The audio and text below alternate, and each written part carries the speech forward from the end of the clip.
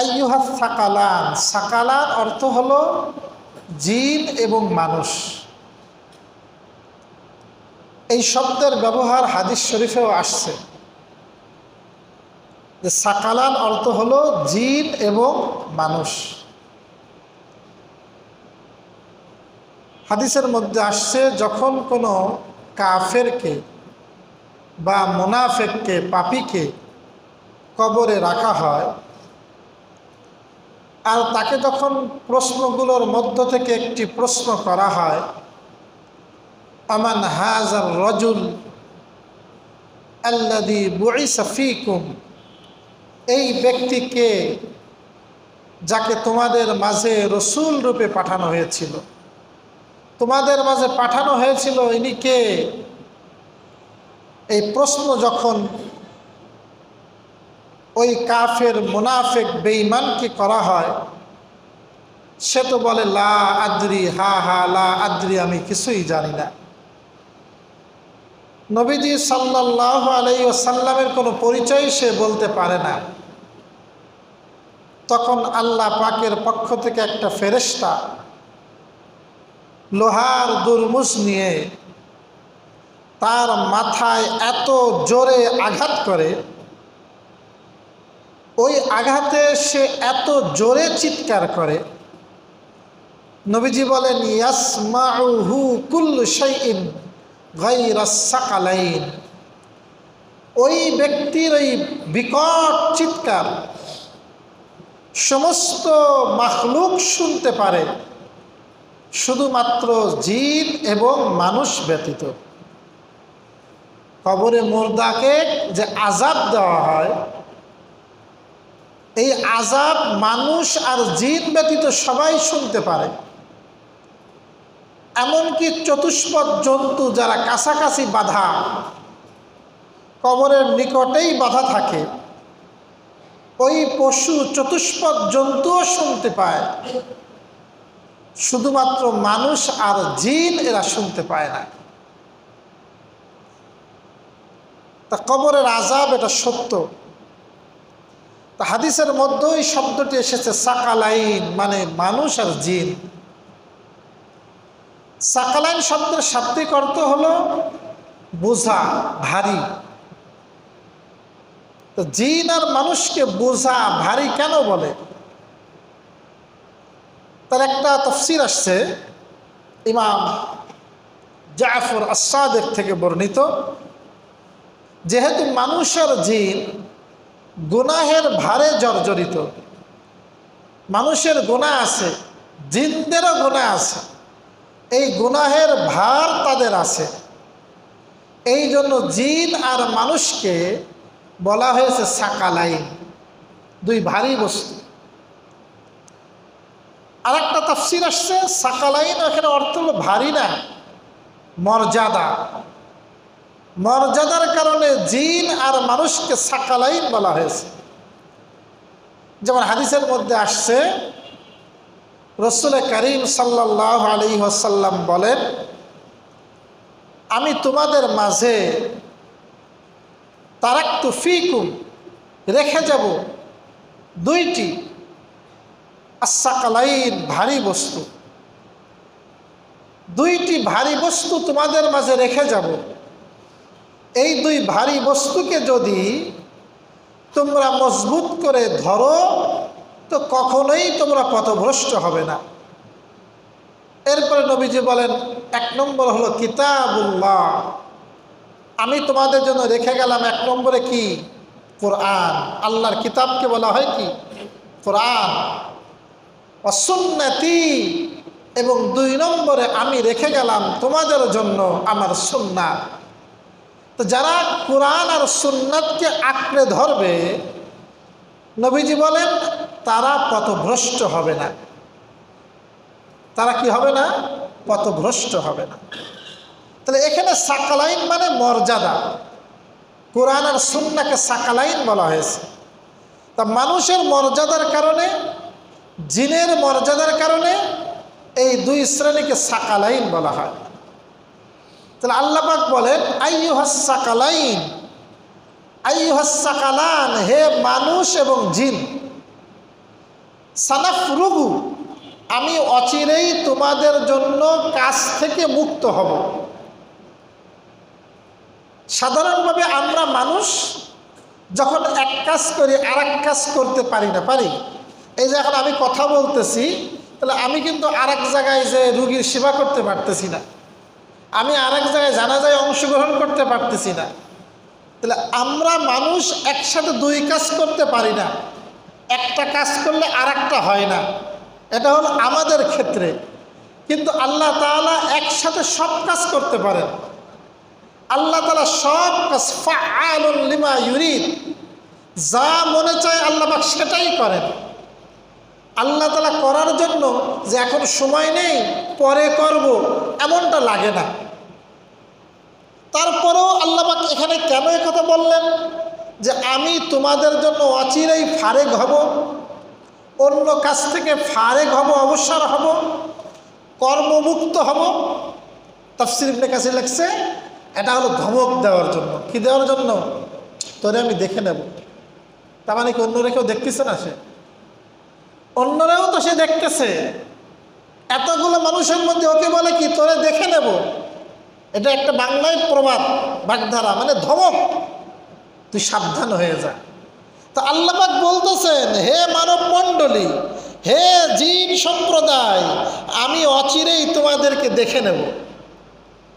তোমাদের আমার সূচি আসতেছে। এখন সূচির কারণে, যে আমার নিয়মের কারণে তোমরা অন্যায় করতেছো ধরতেছি না, কিন্তু অচিরেই একটা সময় আসতেছে যখন আমি তোমাদেরকে হিসাব নেব। কি নেব? এই জন্য ইমাম বুখারী রাহিমাহুল্লাহ তার বুখারী শরীফের মধ্যে সানাফরুগুর তাফসীর করছেন, সানুহাসিবুকুম, আমি অচিরেই তোমাদের হিসাব নেব। কি নেব? এটার ধমক না? তোরে দেখে নেব, আমি তোর হিসাব নেব। তুই কি অন্যায় করেছিস, কোন মানুষকে তুই অনর্থক অন্যায়ভাবে অপমান করেছিস, অন্যায়ভাবে লাঞ্ছিত করেছিস, অন্যায়ভাবে পিটাইছিস আর হত্যা করেছিস। সে হয়তো দুর্বল ছিল, হিসাব নিতে পারেনি। আল্লাহ পাক হুমকি দিয়ে দিয়েছেন, আমি আল্লাহ তাদের পক্ষ থেকে অচিরেই তোদের হিসাব নেব। কারে বলতেছে? আমাকে বলতেছে, আপনাকে বলতেছে, জিন জাতিকে বলতেছে। ফাবিআইয়ি আলাই রাব্বিকুমা তুকাযযিবান, সুতরাং তোমরা তোমাদের রবে কোন কোন নিয়ামতকে অস্বীকার করবে। ইয়া মা'শারাল জিন্নি ওয়াল ইনস, খুব খেয়াল করে শোনেন ভাই, এই আয়াতটা একেবারে অন্তরে মানে চৌচির করে দেওয়ার মতো আয়াত, অন্তরকে একেবারে খান খান করে দেওয়ার মতো আয়াত। কোথায় দৌড়াচ্ছি আমরা? আল্লাহ বলেন, ইয়া মা'শারাল জিন্নি ওয়াল ইনসি, হে জিন এবং ইনস, জিন এবং মানব মণ্ডলী, ইনিস্তাতাতুম আন তানফুযু মিন আকতারিস সামাওয়াতি ওয়াল আরশ, যদি তোমরা সক্ষম হও, যদি তোমরা এই মৃত্যু থেকে ভাগার জন্য তোমরা যদি সক্ষম হও, আন তানফুযু, অতিক্রম করবে, মিন আকতারিস সামাওয়াতি ওয়াল আরশ, আসমান এবং জমিনের যে প্রান্ত, এই প্রান্তকে অতিক্রম করে চলে যাবে, যেন তোমরা মৃত্যুবরণ করা না লাগে। ফানফুজু, অতিক্রম করো, দিলাম ছাড়। পারবেন অতিক্রম করতে? আসমান ফেরে চলে যেতে পারবো? আল্লাহ বলেন, লা তানফুজুনা ইল্লা বিসুলতান, তোমরা অতিক্রম করতে পারবে না, তোমরা আসমান জমিনের সীমাকে অতিক্রম করে চলে যেতে পারবে না মৃত্যুর ভয় থেকে। ইল্লা বিসুলতান, আমার নির্দেশ ব্যতীত, আমার আদেশ ব্যতীত, আমার ছাড়পত্র ব্যতীত তোমরা কেউ অতিক্রম করতে পারবে না। চিন্তা করেন ভাই, তাহলে আল্লাহ পাক এখানে আগের থেকেই জানাই দিয়েছেন, তুমি যেই হও না কেন, যত চেষ্টাই করো না কেন, আল্লাহ পাক তোমার যে মৃত্যু লিখে রেখেছেন, এই মৃত্যুকে তুমি অতিক্রম করতে পারবে না। যদি হিসাব দিতে হবে, আমি হিসাব দিলাম না, মাথা নেড়ো করে টাক করে চলে গেলাম আর এক দেশে, সুযোগ আছে? ভাগার কোনো সুযোগ নাই। এই আয়াতে আল্লাহ পাক কৃষ্ণ বলতেছে, দুনিয়াতে মানুষ অনেক সময় পাপ কাজ করে আত্মগোপন করে চলে যায়, কিন্তু আল্লাহ পাক চ্যালেঞ্জ দিচ্ছেন, কিয়ামতের ময়দানেও ভাগতে পারবা না, দুনিয়াতেও তুমি ভাগতে পারবা না। আল্লাহ অন্য আয়াতের মধ্যে বলেন, আইনামা তাকুনু ইউদরিকুমুল মাউত ওয়ালাউ কুনতুম ফি বুরুজিম মুশাইয়াদা। তোমরা যেখানেই থাকো না কেন তোমাদেরকে মৃত্যু পৌঁছাবে, মৃত্যু তোমাদের কাছে পৌঁছাবে, যদিও তোমরা মজবুত দুর্গের মধ্যে অবস্থান করো না কেন। বিশাল মজবুত দুর্গ বানাইছেন, প্রথমে আপনার স্পেশাল ফোর্স, এরপরে ফোর্স, এরপরে ফোর্স, কোনো পিঁপড়াও ঢুকতে পারে না। কিন্তু যখন মৃত্যু এসে যাবে, মালাকুল মউত যখন এসে যাবে, কোনো কিছুতে ঠেকবে না, ওই মৃত্যু আমাকে বরণ করতেই হবে। এক বর্ণনা আসছে, এক বাদশাহ সে মৃত্যুবরণ করবে না, তাই মালাকুল মউত তো আশা লাগবে আমার কাছে, মজবুত করে একটা দুর্গ বানাইছে, সীসা প্রাচীর, যেন কোনো ক্রমেই ওখানে ঢুকতে না পারে, সের ভিতরে সে থাকে, কেউ আসতে পারে না, অনেক প্রহরা।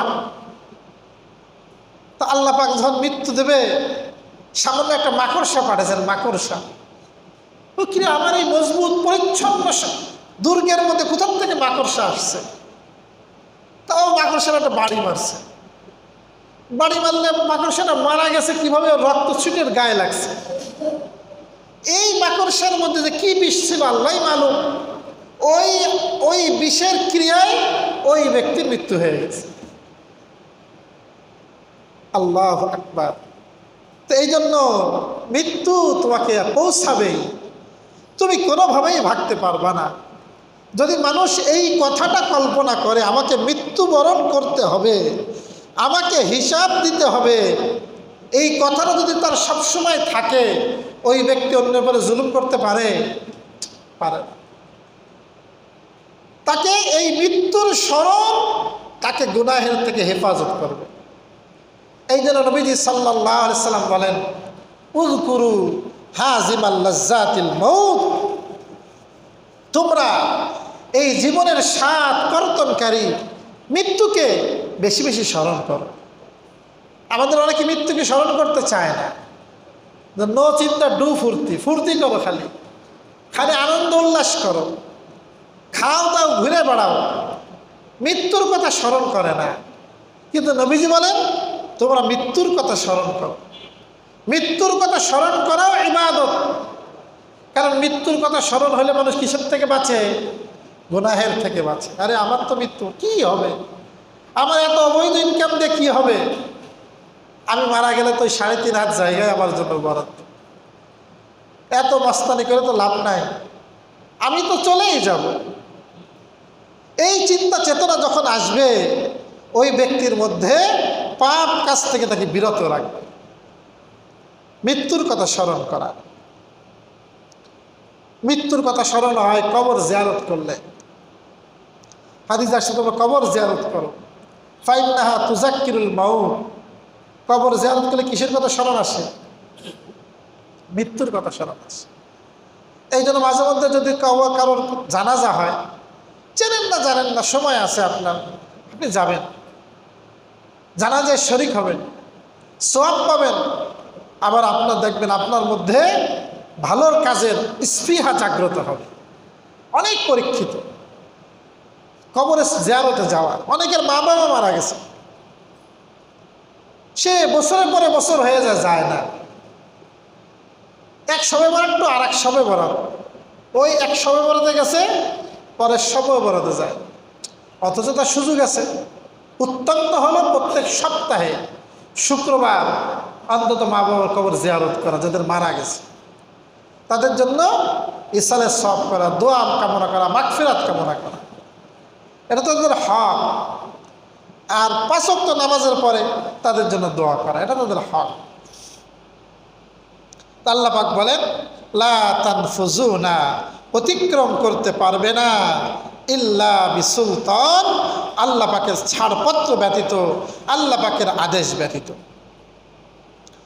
ফাবিআইয়ি আলাই রাব্বিকুমা তুকাযযিবান, সুতরাং তোমরা তোমাদের রবের কোন কোন নিয়ামতকে অস্বীকার করবে। ইউরসালু আলাইকুমা শুআযুম মিন নার ওয়া নুহাসুন ফালা তানতাসিরান। ইউরসালু আলাইকুমা, তোমাদের উভয় শ্রেণীর কাছে পাঠানো হবে, জিনদের কাছেও পাঠানো হবে, মানুষদেরকেও পাঠানো হবে। দুই ধরনের শাস্তির কথা এখানে বলছে। এক নম্বর শাস্তি শুআযুম মিন নার, আগুনের আগুনের স্ফুলিঙ্গ দ্বারা, আগুনের শিখা দ্বারা, আগুনের শিখা তোমাদের কাছে পাঠানো হবে, যার মধ্যে কোনো ধোঁয়া থাকবে না। এই আগুন ধোঁয়াহীন আগুন, প্রচণ্ড তাপমাত্রার আগুন, এই আগুনে তাকে দগ্ধ করা হবে, এই পাপীদেরকে পোড়ানো হবে। ওয়া নুহাসুন, আর এক দল আছে, ওদেরকে শাস্তি দেওয়া হবে ধোঁয়া দ্বারা। কি দ্বারা? ওর মধ্যে আগুন নেই, এমন ধোঁয়া, বিষাক্ত ধোঁয়া, ওর দম আটকে ওর মনে হবে জীবন চলে যায়, কিন্তু জীবন তো যাবে না। এই দুই শ্রেণীর আযাব তাদেরকে দেওয়া হবে। ফালা তানতাসিরান, তারা কখনোই নিজেদেরকে বাধা দিতে পারবে না, আযাবকে প্রতিহত করতে পারবে না, এই আযাবের মধ্যেই তারা ডুবে থাকে। কোরআনের বিভিন্ন আয়াতে আযাবের কথা আছে। এই যেমন এই আয়াতের মধ্যে আযাবের কথা আসলো। এই যে আমরা আযাবের কথা শুনলাম, যে যারা পাপী জাহান্নামী, জাহান্নামের শিখা দিয়ে তাদেরকে পোড়ানো হবে, ধোঁয়া, তাকে দগ্ধ করা হবে, ধোঁয়া দিয়ে কষ্ট দেওয়া হবে। নুহাসের আরেক অর্থ হলো পিতল, গলিত সীসা, গরম সীসা তার মাথায় ঢালা হবে।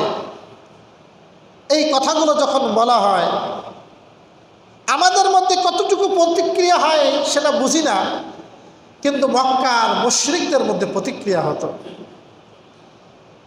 মক্কার মুশরিকদের একজন বড় মুশরিক ছিল, উতবা ইবনে রবিআ। কি নাম? উতবা ইবনে রবিআ। এ ছিল অত্যন্ত প্রবীণ, খুব আরবদের কাছে জ্ঞানে গুণে বড় ব্যক্তিত্ব। তার জ্ঞানের কারণে সবাই তার সম্মান করত, উতবাকে সবাই তাকে সমীহ করত। একদিন উতবা বাইতুল্লাহর পাশে বসা, আশেপাশে তার কিছু বন্ধু বান্ধব ও চেলামেলাও আছে, ওদিকে আল্লাহ রসুল দূরে দাঁড়ানো। উতবা বলতেছে, তোমরা যদি আমাকে অনুমতি দাও, আমি একটু মুহাম্মাদের কাছে যাই, তার একটু বুঝাই, দেখি তারে বুঝায় সঠিক পথে আনতে পারে কিনা, তাকে সঠিক পথে আনতে পারে কিনা। তাহলে উতবা কাফের, সে নিজের কিন্তু হকপন্থী মনে করত। যত গুমরা দল আছে তারা প্রত্যেকে কিন্তু নিজেদেরকে হকপন্থী মনে করে। হকপন্থী মনে না করলে তো সে আর এই দল করে না। সবাই বলল, দেখো তুমি যদি পারো।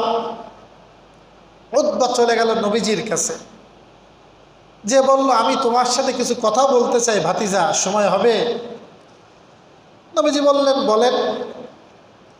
বলে, দেখো তুমি আমাদের বড় আপনজন, তোমাকে নিয়ে তো আমাদের বড় আশা ছিল, কিন্তু তুমি কি শুরু করলা? তুমি ধর্মান্তরিত হয়ে গেলা, তুমি আমাদের দেবতাগুলোর মন্দ বলো, তুমি আমাদের ভাই ভাইদের মধ্যে বিভেদ বাধায় দাও। একজন মুসলমান একজন কাফের, বিভেদ বেঁধে যায়। তুমি কি শুরু করলা? আচ্ছা, তোমার ইচ্ছা কি বলো দিনি? তোমার যদি এরকম করে মনের ইচ্ছা থাকে, অনেক সম্পদের মালিক হবা, আমাকে বলো, আমি মক্কার সবচেয়ে শ্রেষ্ঠ ধনী তোমাকে বানায় দেব, সব টাকা পয়সা তোমার ইন্তজাম করে দেব। তোমার যদি উদ্দেশ্য থাকে বাদশাহী, তুমি মক্কার নেতা হবা, সেটাও আমাকে বলো, আমি তোমাকে পুরা মক্কার নেতা বানায় দেব। তুমি যদি মনে করো তোমাকে কোনো জিন আসর করছে, তাও আমাকে বলো, আমি তোমার উত্তম চিকিৎসা করাবো, কিন্তু তুমি এই কাজ থেকে নিবৃত হও। নবীজি সাল্লাল্লাহু আলাইহি সাল্লাম বললেন, আপনার কথা শেষ হয়েছে? উতবা বলে, হ্যাঁ শেষ হয়েছে। তা আমি কিছু কথা বলি। উতবা বলল, বলো। নবীজি সাল্লাল্লাহু আলাইহি সাল্লাম সূরা হামিম সাজদা, সূরা হামিম সাজদা, যার আরেক নাম সূরা ফুসসিলাত, এই সূরার প্রথম 13 আয়াত পাঠ করলেন। কয় আয়াত? প্রথম 13 আয়াত। তার 13 নম্বর আয়াতখানায় যিনি পৌঁছালেন যখন আল্লাহ রসুল, ফাইন আরাদু ফাকুল আনজারতুকুম সাইকাতাম মিসলা সাইকাতি আদ ওয়া সামুদ,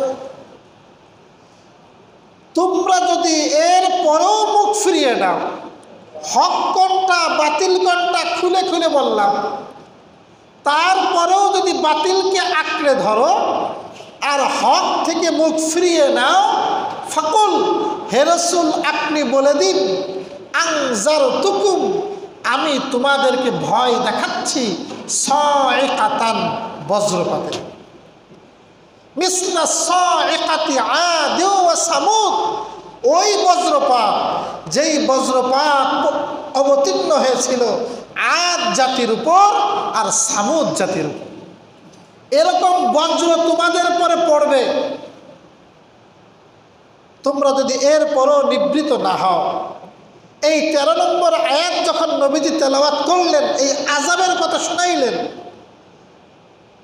উতবা বলে, ভাতিজা তুমি থামো, তুমি থামো, তুমি আমার পরে রহম করো, তুমি আর আয়াত তেলাওয়াত করো না, আমি আর সহ্য করতে পারতেছি না। উনি সঙ্গে সঙ্গে সেখান থেকে চলে আসলো। আসার পরে উপস্থিত লোকেরা দেখলো উতবার চেহারা পরিবর্তন হয়ে গেছে, চেহারা বিবর্ণ হয়ে গেছে, ফ্যাকাশে হয়ে গেছে। আর এসে বলতেছে, তোমরা শোনো, আমি তাকে বিভিন্নভাবে বলার বোঝানোর চেষ্টা করেছি, কিন্তু সে যে বাণী আমাকে শোনাইছে, এই বাণী কখনো মিথ্যা হতে পারে না। আমি তোমাদেরকে বলতেছি, তোমরা তার বিরোধিতা করো না, তোমরা তার সাথে দুশ্মনী করো না, আরে তোমরা অপেক্ষা করো, সে যদি বিজয়ী হয় সে তো তোমাদেরই ভাই, সে তো বিশ্বাসী মানুষ, সে তো কখনো মিথ্যা কথা বলে না। এই কথা বলে বাড়ি চলে গেছে, দরজা বন্ধ করে দিছে, আর কারো সাথে দেখা সাক্ষাৎ নাই। আবু জাহেলের কানে কথা পৌঁছে গেছে, আবু জাহেল ছুটে আসছে। খারাপ বন্ধু কত খারাপ, খারাপ বন্ধু বিষাক্ত সাপের চেয়েও খারাপ। আমরা অনেক সময় মূল্যায়ন করি না, যার তার সাথে মিশি। ইয়ারে বদবত্তর বুয়াদ আজমারে বুদ হক জাতে পাকে আল্লাহ হুসামা, ইয়ারে বদ আরাত্তরা সুয়ে জাহিম, ইয়ারে নেকু গিরে তায়া বি নাই। কবি বলেন, ইয়ারে বদ, খারাপ বন্ধু, খারাপ সঙ্গ, বত্তর বুয়াদ আজমারে বুদ, বিষাক্ত সাপের চেয়েও খারাপ, রাসেল ভাইপারের চেয়েও খারাপ। কি বন্ধু? খারাপ বন্ধু। খারাপ বন্ধু, আমি বলি মহান আল্লাহ পাকের কসম খেয়ে কবি বলতেছেন, বিষাক্ত সাপের চেয়েও খারাপ। ইয়ারে বদআরাত্তুরা সুয়ে জাহিম, খারাপ বন্ধু তোমাকে জাহান্নামে নিয়ে যাবে, ভালো বন্ধু ধরো তোমাকে জান্নাতের পথ দেখাবে। ভালো বন্ধু ধরো, কি পথ দেখাবে? জান্নাতের পথ দেখাবে। নেশাখোরের সাথে মিশবা, নেশাখোর হয়ে যাবে। বাটপারের সাথে মিশবা, বাটপার হবা। ধোকাবাজ, দাগাবাজ, ফাসিক, পাপীর সাথে মিশবা, তোমারও ওই পাপের দিকে নিয়ে যাবে। আল্লাহওয়ালার সাথে মেশো, নেককার মানুষের সাথে উঠা-বসা করো, ভালো মানুষের সাথে চলাফেরা করো, আল্লাহ তোমাকেও ভালো হওয়ার তৌফিক দিবে। আতরার পাশে থাকো, অন্তত পক্ষে একটু ঘিরান নাকে গেলেও যাবে। আর কামারের পাশে যদি থাকো, তা মনে না চাইলেও কামারের যে উৎকট গন্ধ তোমার নাকে পৌঁছাবে। প্রিয় ভাই ও দোস্ত, খারাপ বন্ধু কোন দিকে নিয়ে যায় আমরা মূল্যায়ন করি না। খারাপ মানুষের সাথে না মেশা। অনেকে আমার অমুক হিন্দু আমার বন্ধু, করে পরিচয় দেয়। রসুল আবু বকরের ক্ষেত্রে বলে, আমি যদি কাউরে বন্ধু বানাইতাম আবু বকরকে বানাইতাম, কিন্তু আমি বন্ধু বানাইছি আল্লাহকে, এই জন্য আবু বকরও আমার বন্ধু না। নবী আবু বকরকেও বন্ধু বানায়নি, আর আমি আপনি বন্ধু বানাচ্ছি কারে? কোন কোন হিন্দু ছাড়ান তারে বানাচ্ছি আমি বন্ধু।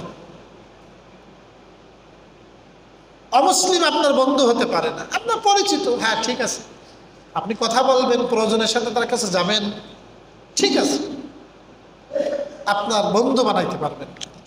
প্রিয় ভাই, আবু জাহেল মুশরিক খবর পাইল, সে তার বাড়িতে যে বলে, ও বুঝছি মোহাম্মদ তোমার কিছু খাওয়াইছে না? আল্লাহ রসুল কোয়ান্তে খাওয়াবে? আল্লাহ রসুল নিজেই খাইতে পারে না। অভিযোগ কিছু খাওয়াইছে, এই জন্য তোমার মুখ বন্ধ হয়ে গেছে। উদ্দ বলে, তুমি জানো আমি ধনী মানুষ, আমি কি খাবো তার? তুমি তাহলে কথা বলতেছো না কেন? এখন উদ্বা বলে দিল, আল্লাহর কসম আমি মুহাম্মাদের সাথে জীবনে কথাই কব না। একথা বললো, আমি বলি তোমরা তার সাথে দুশ্মনী করো না, তোমরা নিরাপদ থাকবা, নতুবা এমন আযাব আসবে তোমাদেরকে ধ্বংস করে দেবে। কিন্তু ওই আবু জাহেলের পাল্লায় পড়ে উতবা ঠিকই নবীর বিরোধিতা করেছিল। বদরের যুদ্ধে নির্মমভাবে নিহত হয়েছিল এই উতবা। কাফেরদের পক্ষে সে ছিল, বন্ধুর পক্ষে ছিল, আবু জাহেলের পক্ষে ছিল। নতুবা যে বুঝ তার এসেছিল, ভালো সঙ্গে গেলে হয়তো হতে পারত সে ভালো হয়ে যাইত। তা প্রিয় ভাই, শুধুমাত্র এই কথাটুকু আসছে যে কি, যে একটা বজ্র পূর্ববর্তী উম্মতকে ধ্বংস করেছিল। এই কথা শুনে তার মধ্যে এমন প্রতিক্রিয়া হয়েছিল, সে তার চেহারা বিবর্ণ হয়ে গেছিল। অথচ আল্লাহ পাক এই জাতীয় কথা বারবার বলে, আমাদের মধ্যে কোনো হিস আসে না, অনুভূতি আসে না। তা আল্লাহ পাক বলেন, এই দুই প্রকারের শাস্তি আসছে। ফাবিআইয়ি আলা'i রাব্বিকুমা তুকাযযিবান, সুতরাং তোমরা তোমার রবের কোন কোন নিয়ামতকে অস্বীকার করবে। ফাইযা ইনশাক্কাতিস সামাউ ফাকানাত ওয়ারদাতান কাদ্দিহান, অতঃপর যখন আসমান ফেটে যাবে, এই আসমান আর থাকবে না, এই আসমান পর্যন্ত ভেঙে যাবে, চৌচির হয়ে যাবে। ফাকানাত ওয়ারদাতান, লাল টুকটুকে হয়ে যাবে। কাদ্দিহান, চামড়া, রক্তে রঞ্জিত চামড়া। চামড়ায় রক্ত লেগলে লাল হয়ে যায়, ওই রক্ত রঞ্জিত চামড়াকে বলে দিহান। ওই রক্ত রঞ্জিত চামড়ার ন্যায় লাল আকার ধারণ করবে আসমান। সুতরাং ফাবিআইয়ি আলা'i রাব্বিকুমা তুকাযযিবান, তোমরা তোমার রবের কোন কোন নিয়ামতকে অস্বীকার করবে, কোন কোন নিয়ামতের অস্বীকার করবে। এই আয়াতগুলোতে আল্লাহ পাক আযাবের কথা বলছে। তাহলে এখানে আল্লাহ পাক কেন বললেন কোন কোন নিয়ামত অস্বীকার করবে? এখন কি নিয়ামতের কথা বলছে না আযাবের কথা বলছে? আযাবের কথা বলছে। তারপরেও আল্লাহ বলতেছেন কোন কোন নিয়ামত অস্বীকার করবে। বলে এটাও আল্লাহর পক্ষ থেকে একটা নিয়ামত। আগের থেকে আপনাকে প্রশ্ন উত্তর জানাই দিল, তুমি যদি অন্যায় করো, পাপ করো, তোমাকে শাস্তি ভোগ করতে হবে। আগের থেকে প্রশ্ন ছাই করে দিয়েছে না? তোমার রবকে, তোমার নবীকে, তোমার দিন কি প্রশ্ন করা হবে। আগের থেকে প্রশ্ন ফাঁস না? আরে এরকম প্রশ্ন নিতে গেলে তো 20 লাখ টাকা লাগতো বাংলাদেশে। এ তো এমনিই জানাই দিচ্ছে ফিরি ফিরি আপনারা। তো এরকম ফিরি ফিরি প্রশ্ন জানানোর পরেও যদি আপনি প্রস্তুতি না নেন, তাহলে তো দায়ী আপনি। আর আল্লাহ পক্ষ থেকে এটা ইহসান যে আমি আল্লাহ তোমার জানাই দিলাম, তোমার রাস্তা দুইটা, এখন তুমিই নির্ণয় করো, তুমি ডান পথের প্রতি খাবা না বাম পথের প্রতি খাবা, ডানপন্থী হবা না কোনপন্থী হবা, বামপন্থী হবা।